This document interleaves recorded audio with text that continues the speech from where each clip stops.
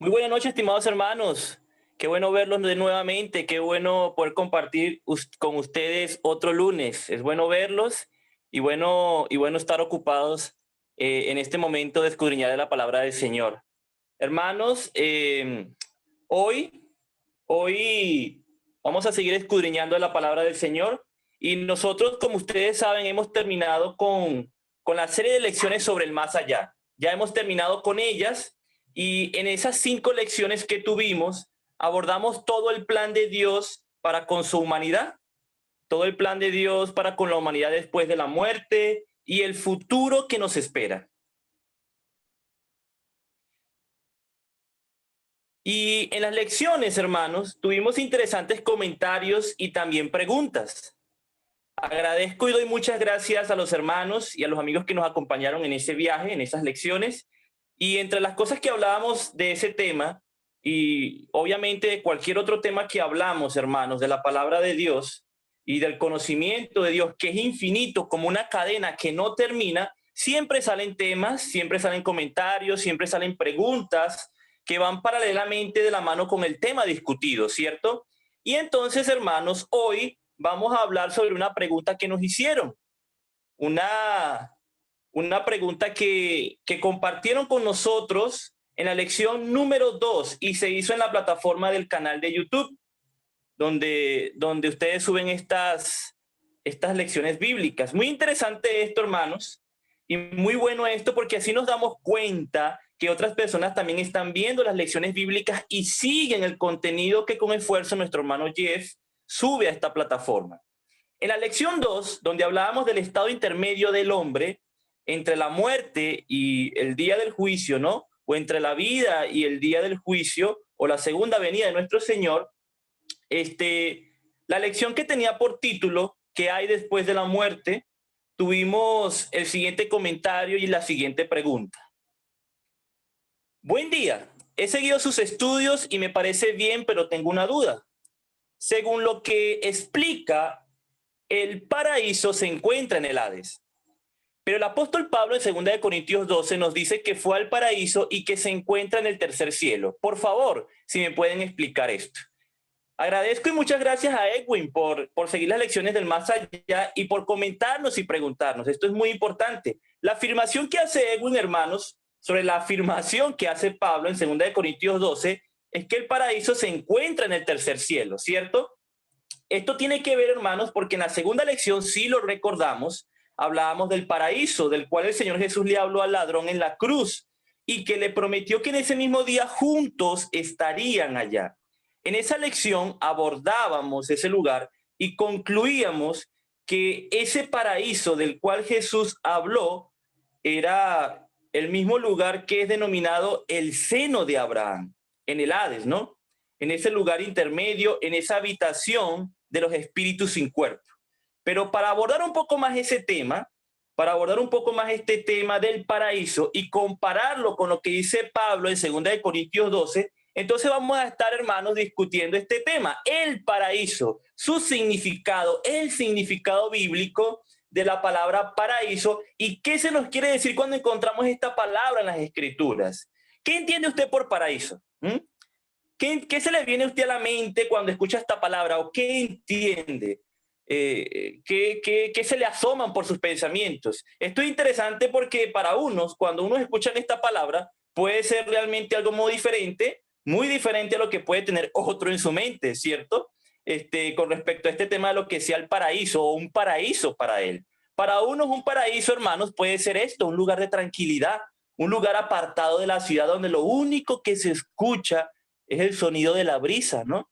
Un lugar donde nadie nos moleste, un lugar donde nadie tenga manera de cómo molestarnos, donde no haya señal, quizá, ¿no? Puede ser un paraíso para algunos esto. Un lugar tranquilo con el clima ideal. Para otros hermanos, un paraíso puede ser esto, un majestuoso jardín, donde hay todo tipo de plantas frondosas, bonitas, hermosas, todo tipo de animales, ¿no? Mariposas volando, ¿no? Un lugar donde la naturaleza es frondosa y abundante. Para otros un paraíso puede ser esto. Para otros hermanos, un paraíso puede ser un lugar donde puedan derrochar todo su dinero y dar rienda suelta a todos sus placeres, ¿cierto? Para otros puede ser esto un paraíso. O para otros, como para mí, puede ser el mar. Estar en el mar, disfrutar de sus olas, del viento, de la arena, del sol, ¿no? En fin, cada uno en particular, ¿no? Cada uno humanamente hablando, inclusive, puede tener su propia concepción de lo que más le agrada y más le encanta, lo que es para nosotros un paraíso, humanamente hablando, ¿cierto? Esto es algo que nos guste, algo que nos encanta, algo que nos agrada, lo que personalmente nos hace sentir cómodos, lo que personalmente nos hace sentir tranquilos, en armonía, porque es lo que nos gusta, es lo que nos encanta, es lo que satisface realmente nuestros gustos y es lo que nos da placer, ¿no? Es lo que genera en nosotros un placer. Y esto es interesante comparado de cómo Dios habla de un paraíso, hermanos, también. Dios habla de un paraíso. Y es interesante esto porque en el aspecto en que Dios promete un paraíso, habla precisamente de la misma manera en estas características que vengo mencionando, de un lugar agradable, ¿no? Un lugar agradable porque satisface nuestras necesidades. Y a diferencia de los gustos personales, a diferencia de eso, obviamente estamos hablando de satisfacer una nueva naturaleza y las necesidades espirituales que conlleva ella. Por ejemplo, en Apocalipsis 21, hermanos y hermanas, en Apocalipsis 21 se habla de ese lugar de victoria que Dios promete a sus hijos. Se describe ese paraíso, hermanos, se describe ese lugar de la siguiente manera. Apocalipsis 21:3. Ahora, el hogar de Dios está con los seres humanos y Él vivirá con ellos. Serán su pueblo y Dios mismo estará con ellos como su Dios. Él secará todas sus lágrimas y ya no habrá muerte ni sufrimiento, ni llanto, ni dolor, porque el mundo como existía antes ya desapareció. Y Pablo, hermanos, Pablo habla de esta condición y de estas características y de este lugar, el hogar de Dios, como dice el versículo 3, ¿no? El hogar de Dios que aparece aquí en Apocalipsis. En 2 Corintios 12, Pablo menciona este lugar, como comentó nuestro amigo en YouTube, en la lección número 2. Recordemos lo que escribió Edwin, recordemos lo que escribió nuestro amigo. Nuestro amigo dice que Pablo fue al paraíso. Él dice, según lo que explica, según lo que explicamos en la lección, si recordamos, el paraíso decíamos que se encuentra en el Hades, ese del cual le habló Jesús al ladrón en la cruz. Pero el apóstol Pablo en 2 Corintios 12 nos dice que fue al paraíso y que se encuentra en el tercer cielo, ¿no? Este paraíso, según Pablo, comenta nuestro amigo, se encuentra en el tercer cielo. Y esto es totalmente correcto, es así. Pablo en 2 Corintios 12, ¿qué dice? Él dice de la siguiente manera: conozco un hombre en Cristo que hace 14 años fue arrebatado hasta el tercer cielo. Y conozco al tal hombre que fue arrebatado al paraíso, donde oyó palabras inefables que no les es dado al hombre expresar. El versículo 3, hermanos, y el versículo 4 es interesantísimo, porque hace el paralelo entre paraíso y el tercer cielo, ¿cierto? Ese tercer cielo, el cual es la morada de Dios. Y esto también nos indica algo más allá, ¿no? Cuando habla de tercer cielo, o lo compara o hace el paralelo también como un cielo o que está en los cielos, ¿no? Nos indica también que el paraíso aquí es un mundo celestial en la morada de Dios, como lo menciona Apocalipsis, hermanos. Apocalipsis capítulo 2, versículo 7. El que tiene oído, oiga lo que el Espíritu dice a las iglesias. Al que venciere, le daré a comer del árbol de la vida, el cual está en el medio del paraíso de Dios. Y ese árbol de la vida, el cual está en medio del paraíso de Dios, del cual relata Apocalipsis, en Apocalipsis 22 nos dice que está en medio de esa ciudad celestial prometida a los hijos de Dios. En ese tercer cielo donde está, dice Apocalipsis 22, el trono de Dios. Recordemos, hermanos, recordemos que en la Biblia podemos encontrar por lo mínimo referencia a 3 cielos. podríamos estar hablando de un primer cielo, como la atmósfera de la tierra.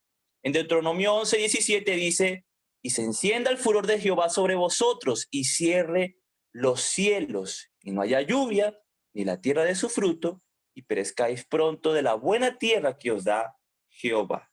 Este cielo, hermanos, del cual hace referencia aquí Deuteronomio, es ese lugar que nosotros vemos al mirar hacia arriba, esa gran expansión sobre nosotros donde vuelan las aves, donde están las nubes, de donde proviene la lluvia, de lo que está hablando ahí Deuteronomio 11, ¿no? De donde proviene la lluvia, donde vuelan los aviones, donde está nuestra atmósfera. Ese es el primer cielo que encontramos en las Escrituras. El segundo cielo lo podemos definir como el espacio exterior. En el Salmo 19 dice, los cielos cuentan la gloria de Dios. En ellos puso tabernáculo para el sol, de un extremo de los cielos de su salida y su curso hasta el término de ellos, y nada hay que se esconda de su calor. Este cielo, hermanos, es referenciado como esa gran expansión que es el universo, ¿no? Donde están los planetas, donde están las grandes lumbreras, que son el sol, la luna, para nosotros, ¿no? Donde están los agujeros negros, ¿no? Donde está ese maravilloso e infinito mundo del universo del cual formamos parte. Y también el tercer cielo, como mínimo que encontramos, ¿no? Como estas tres referencias, también vemos que es referenciado al cual decía Pablo, ¿no? Donde habita Dios, la morada de Dios. Dice el Salmo 2, por ejemplo, el que mora en los cielos, ¿no? Se reirá, el Señor se burlará de ellos. Salmo 103, Jehová estableció en los cielos su trono. Este cielo o estos cielos, hermanos, hacen referencia al lugar donde habita Dios, donde está su trono. Por eso Pablo habló de un paraíso y un tercer cielo, ¿no? Sí, un tercer cielo, hablando de los dos paralelamente, haciendo referencia a este lugar como el lugar donde está el trono de Dios, como lo menciona en 2 Corintios 12, y como lo veíamos también en Apocalipsis 2, que lo leíamos. Y la palabra paraíso, hermanos, de la cual se hace uso allí en 2 Corintios 12 para el tercer cielo, ¿no? Y que se hace en comparación al tercer cielo, es la palabra paradeisos. Es la palabra paradeisos o paradisos del Strong griego 3857. Strong nos informa, hermanos, que esta palabra es de origen oriental, más específicamente del idioma persa. El Strong hebreo de esta palabra es el 6508, que es del hebreo pardés. Y lo que significa esto, hermanos, tanto en hebreo como en griego, es tan sencillo, hermanos, su significado, que es como un bosque, ¿no? Un parque exuberante donde uno puede descansar, un terreno de recreo, un huerto, ¿no?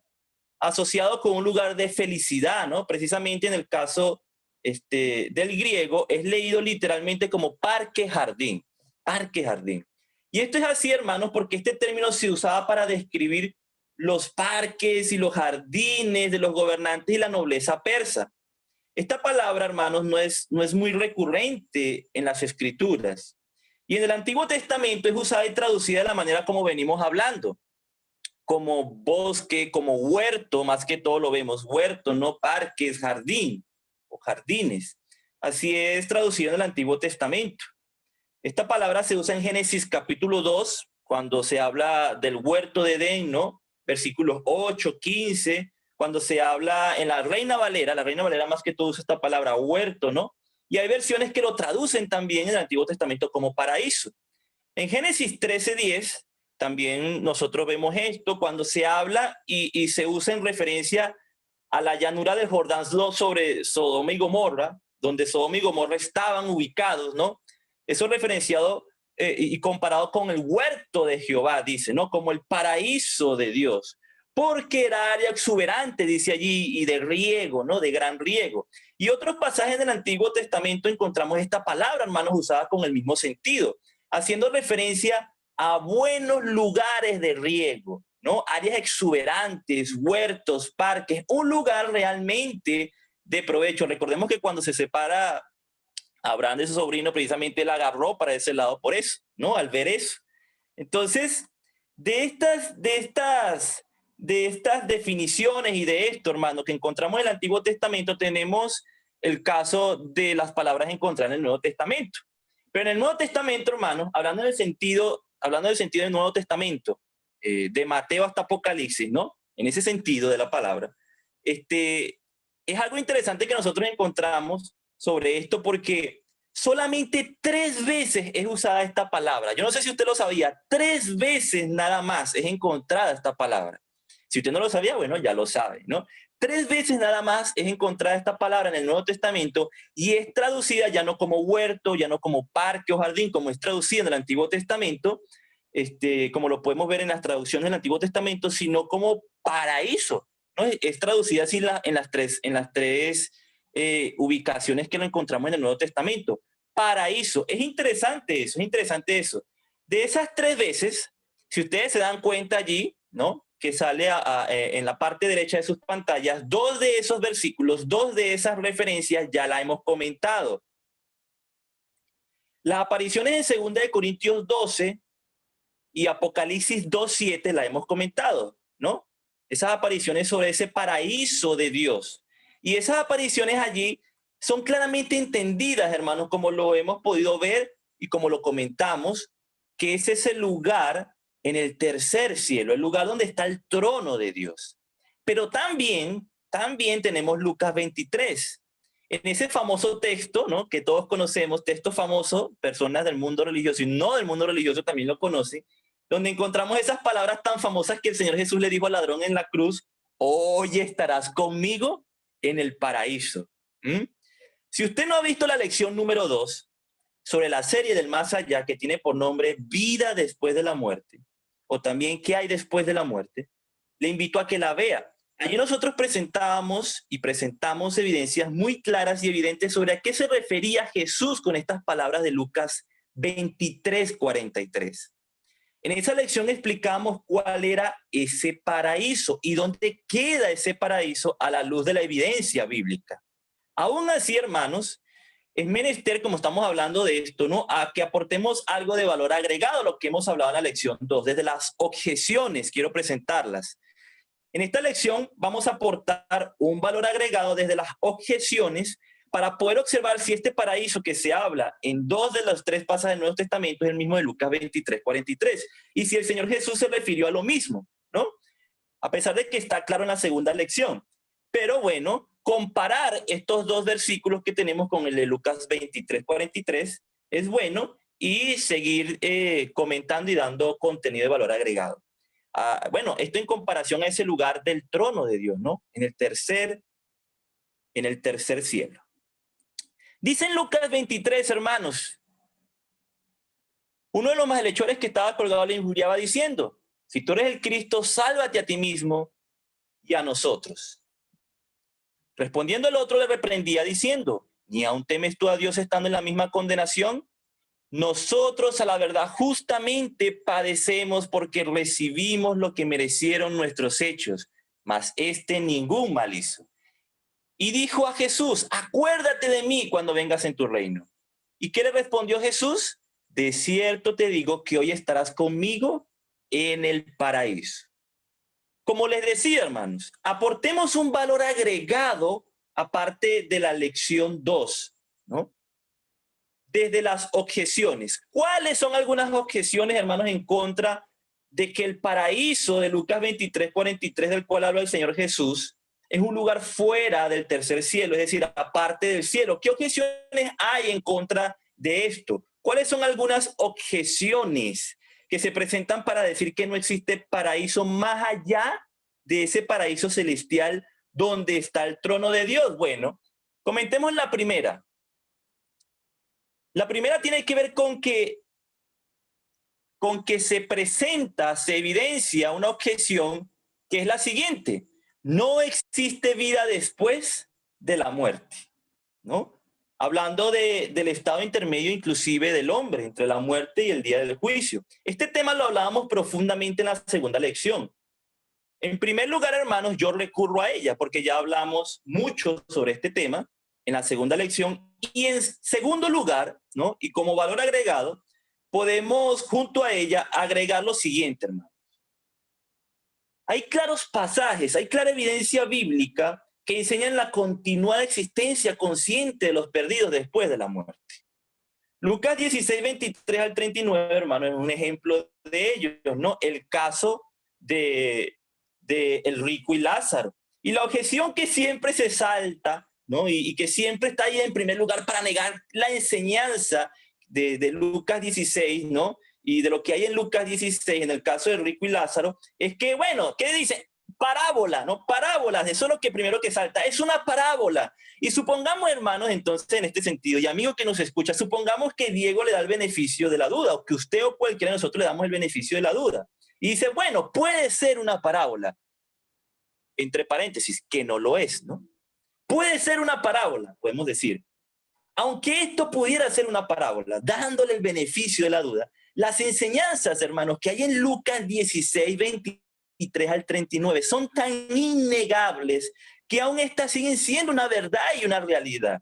Porque se quiere gritar, hermanos, y se grita y se dice parábola, parábola, como si eso negara lo que la parábola o lo que está allí relatado enseña, ¿cierto? Yo no sé si estas personas, creo que no, ¿no? O si usted, hermanos, supongo que sí, no sé si sabrán que es una parábola, pero quienes dicen esto, que es una parábola para tratar de negar todo lo que dice el texto relatado en Lucas 16, ¿no? Para negar toda enseñanza que hay ahí, ¿no? Tienen un concepto muy errado de lo que es una parábola, porque ninguna parábola jamás contradijo en primer lugar la realidad. Yo no sé, ¿no? Nótese eso, ninguna parábola, y eso puede anotarlo usted, hermano, es una de las características de la parábola. Ninguna parábola jamás contradijo la realidad, nunca fue en contra de la realidad. Y en segundo lugar, hermanos, ninguna parábola niega sus propias enseñanzas y lo que está relatando, sino al contrario, es para hacer más válidas, realzar ciertos principios en sus enseñanzas. Y uno de estos principios, una de estas enseñanzas que encontramos en Lucas, es la existencia consciente después de la muerte, sea parábola o no.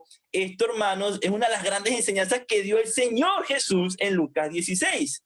Y podemos añadir a esto lo que en 1 de Pedro 3 dice, ¿no? Ahí están los textos en pantalla, 1 de Pedro 3, 19 y 20, del cual solamente, hermanos, de ese texto y de esos dos textos saco la expresión los espíritus encarcelados, ¿no? ¿Quiénes? Según segunda de Pedro, capítulo 2, 9, que también está ahí en pantalla, dice que están reservados para ser castigados, ¿no? Ambos, la idea de ese estado reservado, ¿no? Y de ser castigado sugieren tormento, castigo consciente después de la muerte. Pedro, inclusive, hermanos, cuando uno estudia estas epístolas de él, presenta defensa en cuanto a esto allí. Judas 6 también habla, bueno, en su contexto allí en el 6 habla de los ángeles que pecaron y también de a quienes el Señor ha bajado bajo oscuridad en prisiones eternas para el juicio del gran día, ¿no? El paralelo de esto con segunda de Pedro y con la epístola de Pedro, y no, lo que habla Pedro es demasiado obvio y demasiado obvia la enseñanza misma de Lucas 16 para pasarla por alto. Eso en primer lugar. En segundo lugar, hermanos, la promesa del Señor Jesús. Hoy estarás conmigo en el paraíso. Pero ellos estaban a punto de morir. Este hombre en la cruz y nuestro Señor Jesucristo estaban a punto de morir. ¿Cómo es que más tarde, cómo es que en ese mismo día, según Jesús, a menos que fuera el más mentiroso de los mentirosos y más grande mentiroso, ¿no? Inventores de la humanidad, ¿no? ¿Cómo es que más tarde, en ese mismo día, estarían juntos en un lugar que Jesús denominó el paraíso? Bueno, porque realmente Jesús no era ningún mentiroso, no estaba prometiendo algo que no fuera verdad. Realmente sí iban a estar más tarde juntos en otro lugar. Decíamos la promesa del Señor Jesús, ¿cierto? Jesús le dijo al ladrón en la cruz, hoy estarás conmigo en el paraíso. Pero ellos estaban a punto de morir, como decía. ¿Cómo es que más tarde, en ese mismo día, comentábamos, estarían juntos en un lugar que Jesús denominó? Bueno, realmente esto era una verdad. Era así, realmente sí iban a estar más tarde juntos en otro lugar. En la lección 2 sobre esta serie del más allá, hermanos, usted podrá ampliar este tema y este punto si no lo ha visto. Véala si no la ha visto. Yo estoy recurriendo a ella mucho, ¿no? Así que no se la pierda porque la pregunta viene de lo que veíamos allí en la lección 2. Y como tercera posición, como tercer argumento en cuanto a las objeciones, ¿no? En contra de esta objeción de que no existe vida después de la muerte, es que, hermanos, Jesús negó la posición saducea, la negó rotundamente. Y esta posición, hermanos, de que no existe después vida de la muerte, es la de los saduceos modernos, inclusive ahora. Recordemos que los saduceos creían en el aniquilacionismo, ¿no? En la aniquilación. La muerte para ellos significa esto, aniquilación, ¿no? Es decir, ninguna existencia. Negaban que había y que existía la resurrección, la existencia de ángeles, como dice Hechos 23:8, la existencia del espíritu, ¿no? Del espíritu, inclusive del espíritu. Así igual de la misma manera que los saduceos modernos, hermanos, nosotros encontramos esta idea también traída y heredada, ¿no? Y heredada. Los saduceos modernos que usan esta objeción son la descendencia de los saduceos de la época del Señor Jesucristo.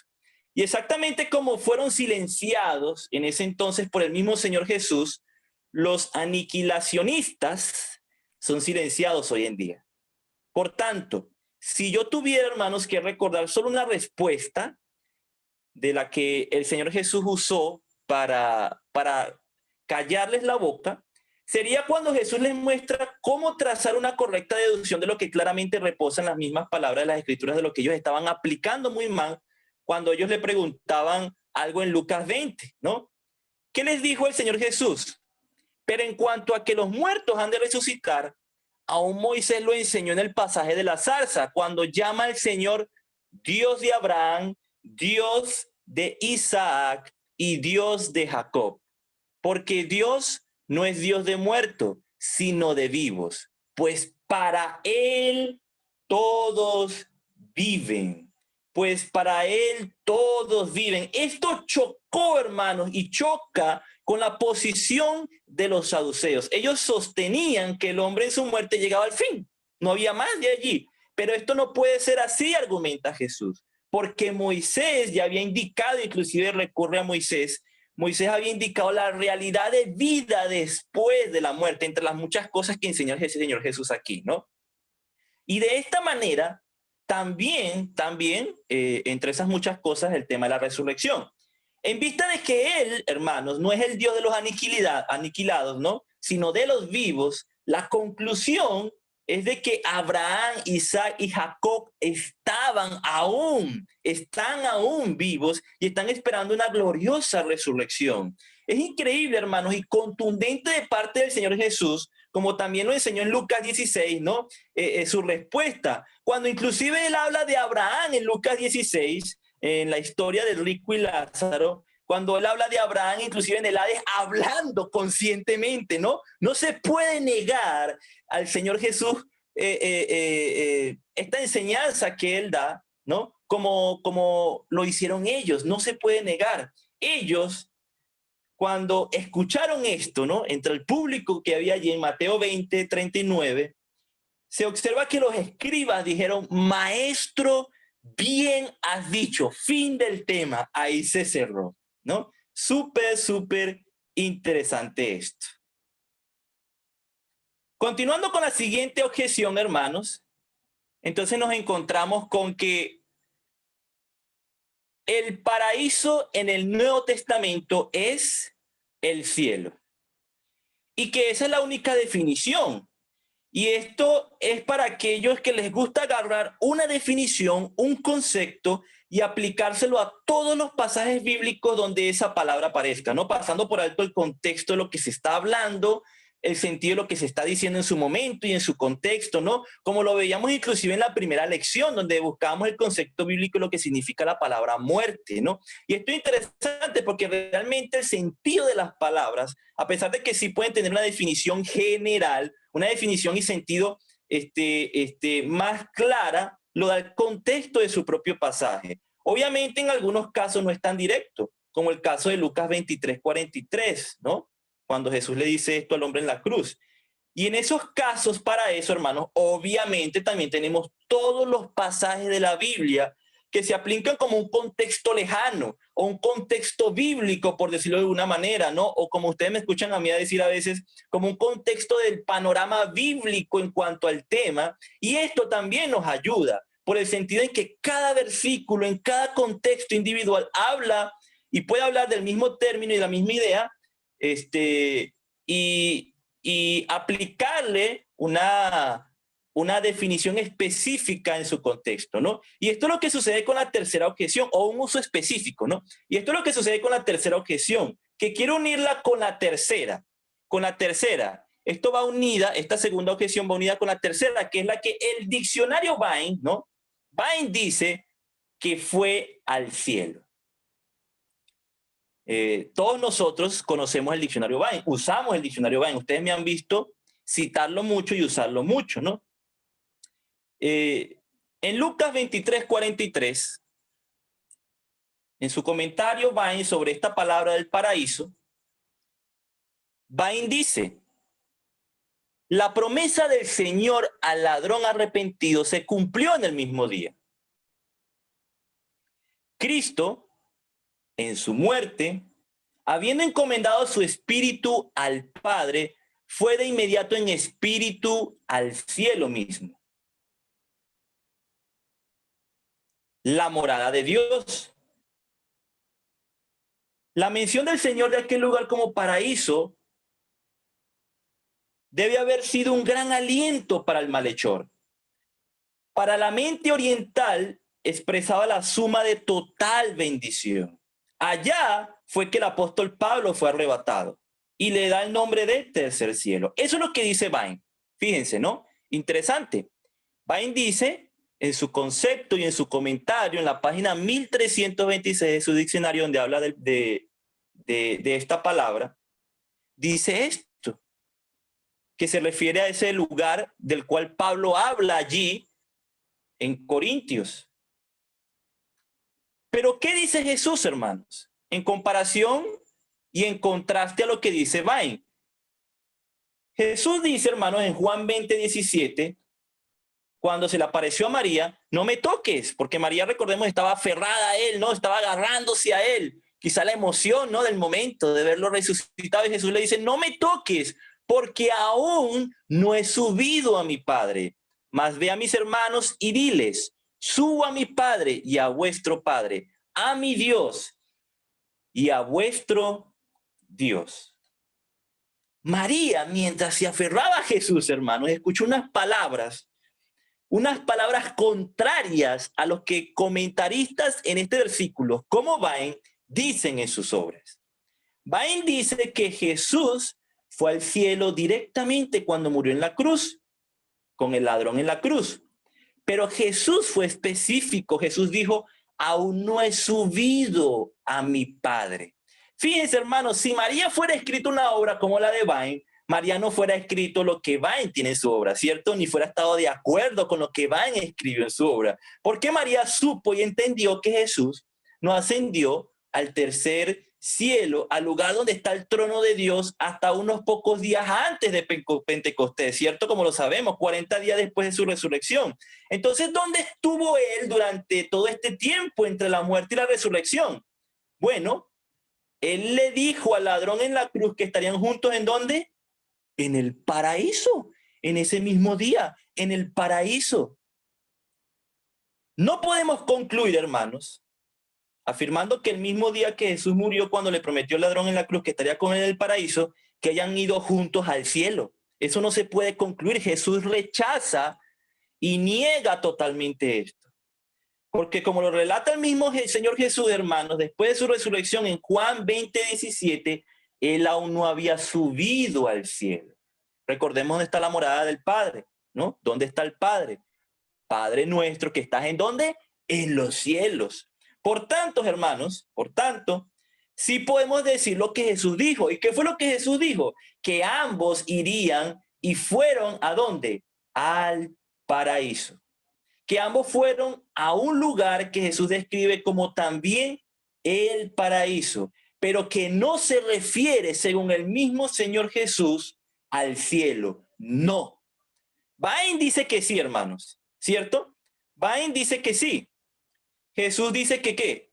Que no. Y aquí viene una pregunta muy importante. ¿A quién entonces le cree usted? ¿A quién le cree usted? Esto es muy importante, hermano, porque una afirmación es solamente cierta si no hay evidencia bíblica que la contradiga. Y Jesús y la evidencia bíblica en este caso contradice en este punto total y rotundamente, contradice totalmente lo que dice Bain en este contexto, ¿no? Por lo tanto, hermanos, ciertamente nosotros debemos que examinarlo todo, ¿verdad? Examinamos todo y retenemos lo bueno. ¿Y qué es lo bueno en este caso, hermanos? Lo que va en armonía con toda la evidencia bíblica que se habla de un tema, no solamente un pasaje o dos pasajes y hacer de ellos una regla para todo lo demás, no, sino que observando todo el panorama bíblico que se habla del caso, la evidencia que Dios reveló del caso estudiado, así entonces que podamos llegar entonces a una conclusión certera, sin temor a equivocarnos. Como nuestro día de hoy lo que estamos hablando del paraíso, ¿no? El paraíso. Entonces, haciendo un análisis de todo esto, ¿qué podemos concluir? ¿Qué concluye usted? ¿Y qué podemos concluir, hermanos? En primer lugar, dos de los tres pasajes que habla el Nuevo Testamento sobre el paraíso, sí hablan sobre el tercer cielo y el lugar donde está el trono de Dios. Eso en primer lugar, como lo vimos de manera muy evidente y muy clara que se habla en estos dos pasajes, el pasaje de 2 Corintios y Apocalipsis 2. La segunda conclusión que tenemos es que el tercer pasaje de Lucas 23:43, cuando el Señor Jesús le promete al ladrón en la cruz que estaría con él en el paraíso, evidentemente, por enseñanza directa del Señor Jesús, se refiere a un lugar distinto y diferente al tercer cielo. Y ese lugar que es la morada del Padre, donde está el trono de Dios, ¿no? Un lugar distinto a este. Tercera conclusión es que Jesús estuvo con el ladrón en la cruz en el paraíso. Eso es una verdad, ¿no? Eso es una verdad. Y el apóstol Pedro, por profecías mesiánicas, enseñó que el alma del Señor no se iba a quedar en el Hades, sino que volvería del Hades resucitando, y por lo tanto podríamos concluir y podemos concluir, como Pedro lo mencionó, que en el Hades hay un lugar descrito llamado, como Jesús lo describió, el paraíso. Bueno, Jesús volvería del mundo de los muertos, eso es lo que dice Pedro, ¿no? Volvería de ese lugar donde están los espíritus sin cuerpo. Y Jesús le dijo al hombre que estaba junto a él crucificado que irían a un lugar que se llama ¿cómo? Y que él le denominó como el paraíso. En cuarto lugar, hermanos, cuarta conclusión, podemos mencionar lo que dice Thayer, cómo Thayer define esta palabra en su diccionario léxico de palabras griegas y hebreas del Antiguo y Nuevo Testamento. Thayer da 4 definiciones muy bien aplicadas en referencia a todo el panorama bíblico, 2 del punto de vista, hermanos, terrenal y 2 del punto de vista del ámbito espiritual. Fíjense lo interesante de cómo Thayer las define. En primer lugar, él dice, y van a darse cuenta que es mucho y de cierta manera es lo mismo que venimos hablando. En primer lugar, él dice, entre los persas era un gran recinto o coto de casa inclusive, un parque sombreado y bien regado, en el que se guardaban animales salvajes para la caza. Estaba cerrado por muros y amueblado con torres para los cazadores. Fíjense, ¿no? Una de las definiciones. La segunda definición, un jardín, terreno de recreo, arboleada, parque. Tercera definición, la parte del Hades que los judíos posteriores pensaron que era la morada de las almas de los piadosos hasta la resurrección. Y él hace un comentario extra en esta definición. Él dice, pero algunos entienden que esto es un paraíso celestial, ¿no? Como en el caso de Bain, por eso él lo menciona, ¿no? Algunos entienden que esto es un paraíso celestial. Es un comentario interesante allí, Bain, no importante, porque los judíos pensaban en una morada de las almas piadosas, hasta la resurrección, es decir, una morada temporal en el Hades, como lo veíamos en la lección 2. Si usted no la ha visto, vaya a esa lección, hermano o amigo. Pero anexa, hermanos, que algunos entienden que no, ¿no? Que igual lo asocian con el paraíso celestial. Pero él aún así da una definición en base a qué.